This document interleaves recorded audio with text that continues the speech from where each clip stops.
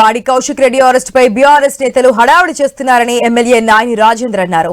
తప్పు చేసిన ఎవరైనా వదిలిపెట్టే ప్రసక్తే లేదని హెచ్చరించారు. ప్రజల సొమ్ము దోచుకోవడం బీఆర్ఎస్ నేతలకు అలవాటైందని ఆరోపించారు. బెదిరింపులకు పాల్పడిన వ్యక్తికి బీఆర్ఎస్ వత్తాసు పలకడం ఏంటని ఎమ్మెల్యే రేవూరి ప్రకాష్ మండిపడ్డారు. బీఆర్ఎస్ నాయకులు కాంగ్రెస్ సర్కారుపై బురద జల్లే ప్రయత్నం చేస్తున్నారని విమర్శించారు. బీఆర్ఎస్ నేతల మాటలకు ప్రజలు నమ్మే పరిస్థితిలో లేరని ఎద్దేవా చేశారు.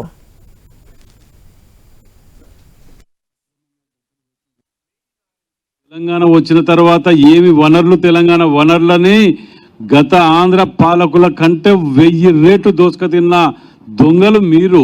మిమ్మల్ని అరెస్ట్ చేసి విచారించకపోతే ప్రజలు క్షమిస్తారా? ఇవాళ తెలంగాణ ప్రజలు ఈ నోటికి వచ్చినట్టు మాట్లాడతాడు, వింటాడు. విచారణ పిలిస్తే జై తెలంగాణ అంటాడు. అరే జై తెలంగాణకు ఈ విచారణకు దొంగతనానికి సంబంధం ఉందా? హద్దు పద్దు ఉన్నదా?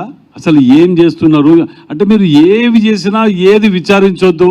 వీళ్ళని లేట్ చేస్తే చీడ పురుగులు ఉన్న సమాజాన్ని చెడగొడతారు. వీళ్ళని తొందర ఇక్కడ పెడదామంటే కూడా సెంటర్ వెళ్ళి కూడా కూలగొట్టిండ్రు వీళ్ళ గతంలో. వీళ్ళు గతంలో ఇదే ఉద్యమాల పేరు పెట్టి రెచ్చగొట్టడం, అధికారుల మీదకి తిరగబడటం, వాళ్ళ డ్యూటీలకు ఆటంకం కలిగించటం, అక్రమ అరెస్టులు, రేవంత్ రెడ్డి కక్ష సాధింపు చర్యలు. నీ కక్ష సాధింపు చర్యలు చేయాలనుకుంటే ఇంత అవసరమా?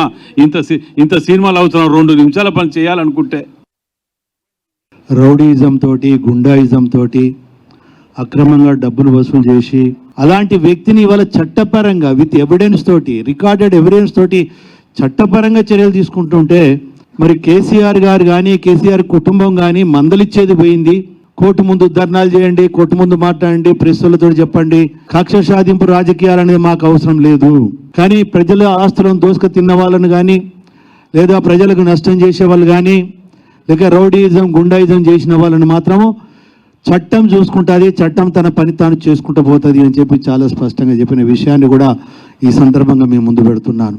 ఎందుకంటే రేపు చంద్రశేఖరరావు కుటుంబం కూడా ఎందుకు చేస్తుంది అని అంటే రాబోయే రోజులలో వాళ్ళ బతుకులు కూడా జైలు బతుకులయ్యే పరిస్థితి వస్తుంది.